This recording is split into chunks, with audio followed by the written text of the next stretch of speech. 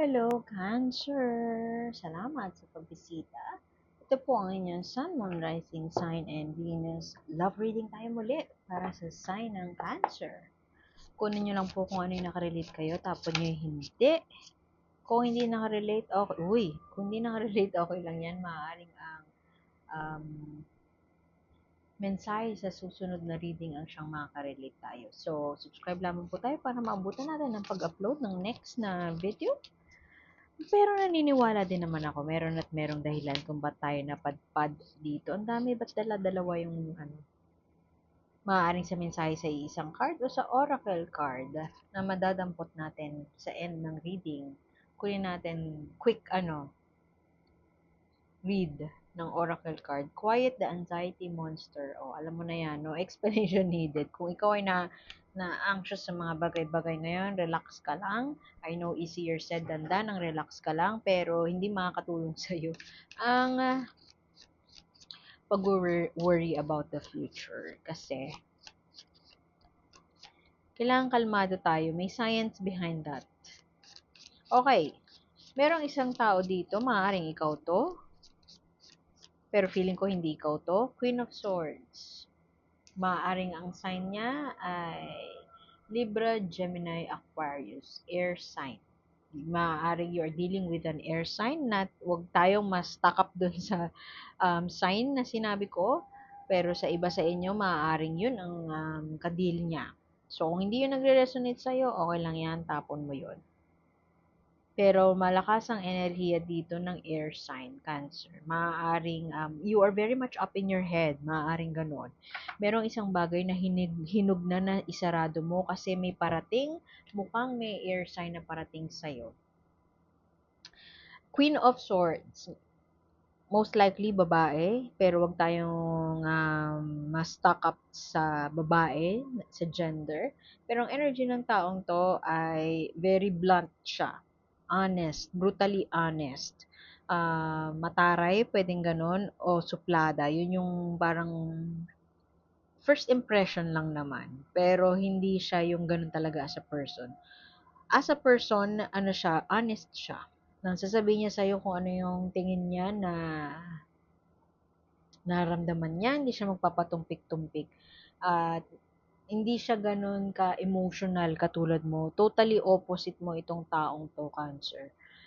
Kung ikaw ay very ruled by emotions, nagdedesisyon ka base sa iyong emosyon, itong taong to, utak ang ginagamit niya. Hindi ko sinasabi na hindi ka gumagamit ng utak, pero yun ang nagaharing uri pagdating sa mga bagay-bagay.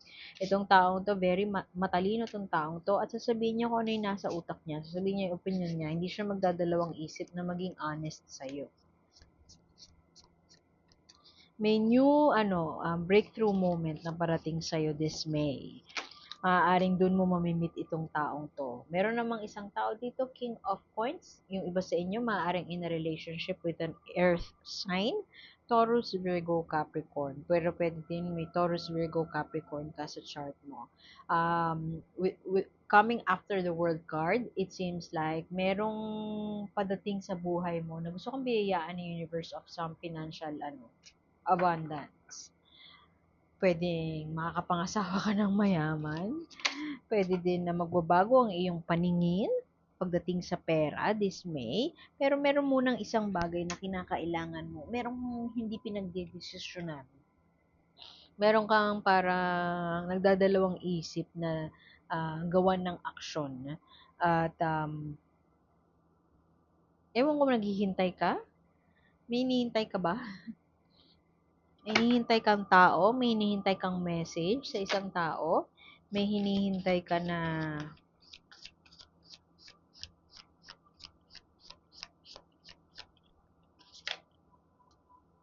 uy, may hinihintay ka na sign kay universe. Alam mo, yung hindi mo pagdedesisyonan, yun na magdadala sa'yo ng ewan ko, resentment, hindi kalungkutan. Parang mabigat na word yung kalungkutan. Kasi OA naman, no? Parang hindi mo nagawa yung isang bagay, malungkot ka na agad. Pero pwede din na ganun nga. Itong taon to, yung sinabi ko na straightforward, brutally honest, Kasi, ang clarification niya ay Six of Coins. Ang energy nito, pilantropo. Pwedeng pilantropo. Pwedeng mayaman tong taong to. Makakamit ka ng isang mayaman na na sobrang assertive niyang tao. At siya ang magbibigay sa'yo magbibigay ng kulay sa mundo mo. Pero, hindi ko alam kung ano pa yung hinihintay mo. Parang alam mo yun, hindi ka kikilos until magkaroon ka ng sign, hindi ka kikilos until mabigyan ka ng sign. Na, ikaw to, Queen of Cups. Losing emotional stability. Yun nga, baka may anxiety na nanggugulo sa sa buhay mo ngayon. At yung anxiety na to ang nagpaparalisa sa'yo sa mga bagay upang makapagdesisyon. Hindi ka makapagdesisyon. O pwede din na hindi ka maka-take ng action kasi yung anxiety mo ang siyang panira ng panira ng trip, panira ng Zen mode. Kasi ang hanged man upright, you are at peace sa kung ano man yung limbo na pinagdaraanan mo ngayon. Pwedeng nakapahinga, everything is in pause right now.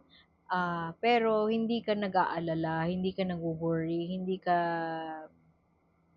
nababother na everything is in pause right now.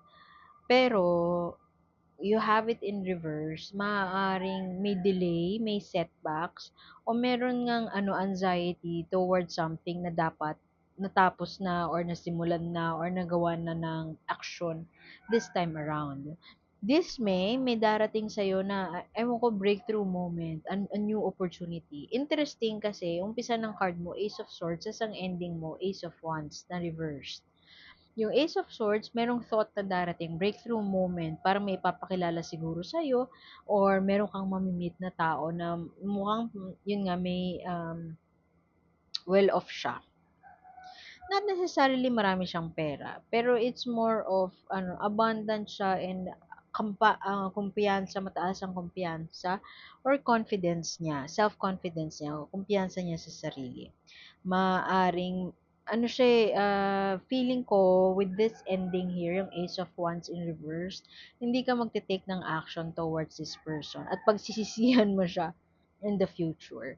Maaari kasi na may mamit kang tao, no? Magbibigay siya ng kulay sa buhay mo, pero or sinasabi sa'yo ng mga kaibigan mo na grab mo na yan, take mo na yan, kaibiganin mo na, o kaya ligawan mo na kung lalaki ka. Pero kung babae ka, pwede din na parang mapapaisip ka na parang, uy, okay tong taong to, interesting siya, gusto ko siya makilala. Pero hindi, something is, hindering you. Parang feeling mo, meron ka pang kailangan tapusin siguro, or meron ka pang kinakailangan pagtuunan ng pansin. Pwede yung iba sa inyo, single mom, o kaya single parent. Hindi ka naging open for love kasi meron ka pang kinakailangang asikasuhin sa bahay. Focused muna ako sa mga anak ko, so wala akong panahon dyan. Pero darating ang point na parang pagsisisihan natin yung pagdating ng tao na yun kasi parang missed opportunity siya.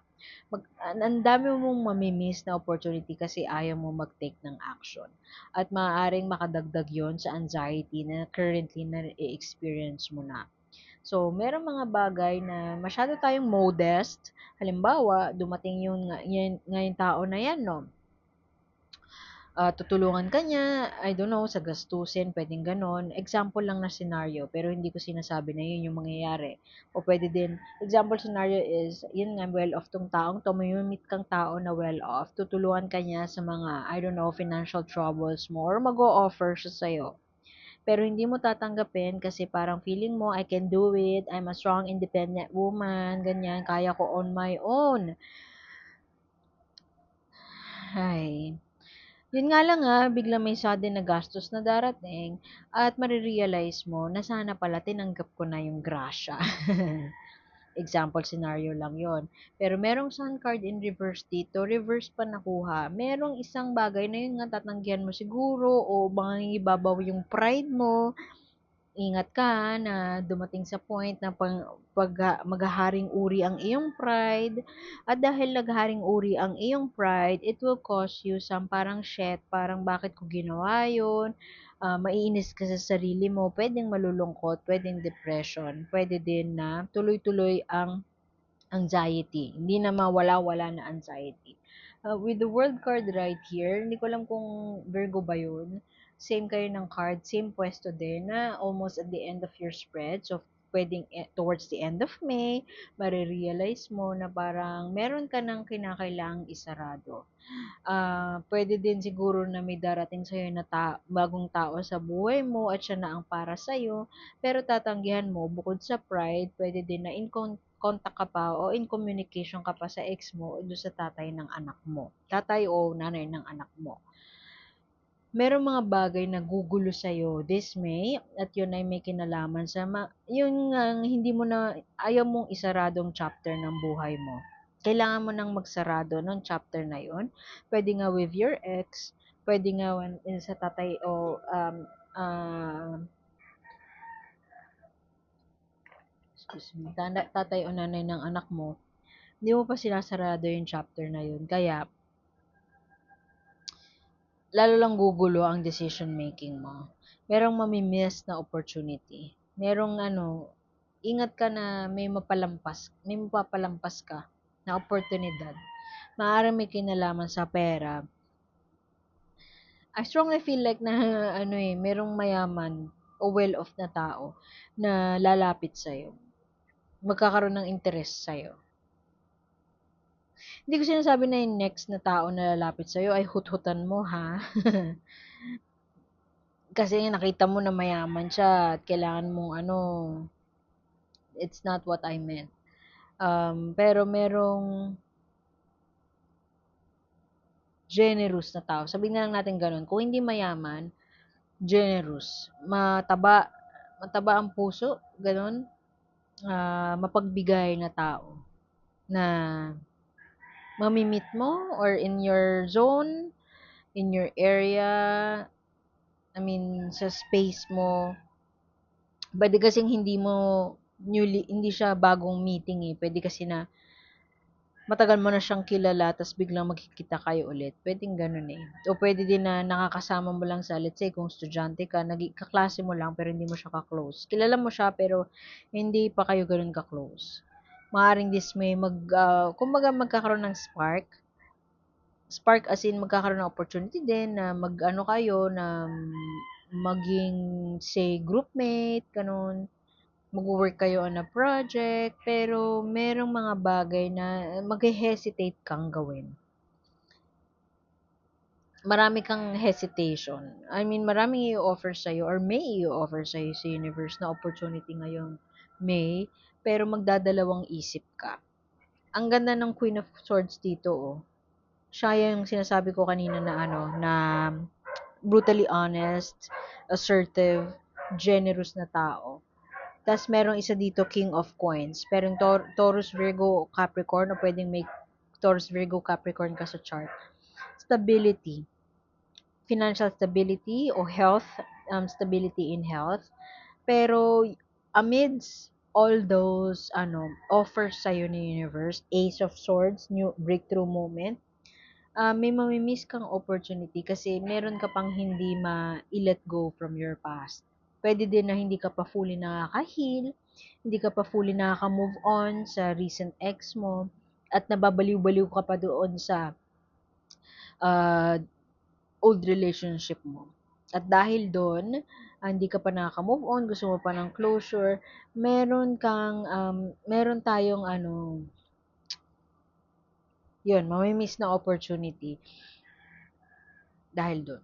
So, kuha tayo ng oracle advice sa'yo. Advice sa'yo ng universe. Pero kung ako lang titingin, kung kaibigan kita, nasabihan kita na oras na para tanggalin mo sa sistema mo yung nakaraan. Oras na para, I don't know, i-finalize na yung, finalize na, Shaylo. Siya talaga yung meant para sa'yo. Quiet the anxiety monster. Maaring marami tayong hindi na pagdedesisyonan, hindi nagagawa ng aksyon kasi inuuna natin na i-feed kung ano yung energy ng anxiety monster na yan.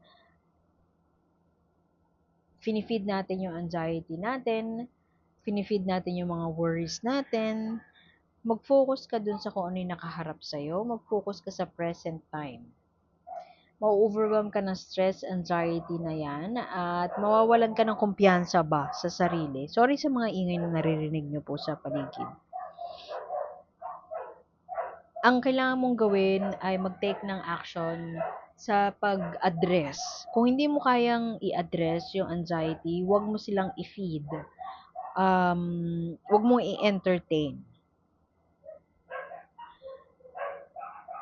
I-consider mo lahat ng mga sitwasyon na kumbaga, sino ba yung, si Jay Shetty yata yun, yung monk, siya yung nagsabi na, i-reverse engineer mo yung, buhay mo. Ano yung mga bagay na, lalo na pag hindi ka well connected sa intuition mo, hindi mo sure kung anong gagawin sa mga bagay-bagay, isipin mo yung mga instances na nag-succeed ka sa buhay mo. Anong desisyon, ano yung um, moment noon na nagdala sa'yo ng success. At yun yung i-replicate mo sa life mo. Meron bang times noon na parang may bulong sa universe tas hindi mo sinunod, tas biglang nag-cause yun ng failure, yun yung iiwasan mo ngayon.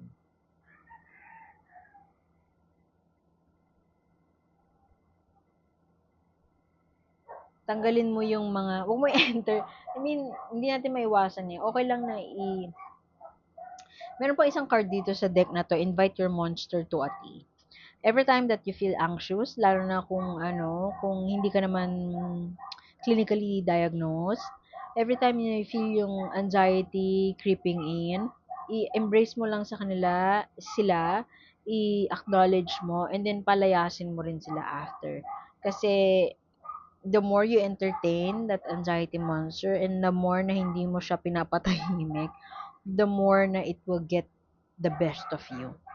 Tandaan mo, maraming i-offer sa'yo sa universe, pero you run the risk of missing that opportunity dahil lang meron ka pang hang-ups sa past relationships mo. So, ingat ka dun. Iwan ko na yun dun, Cancer, and sana makita ko kayo ulit next time. Like, share, and subscribe lamang po, and see you next time. Bye!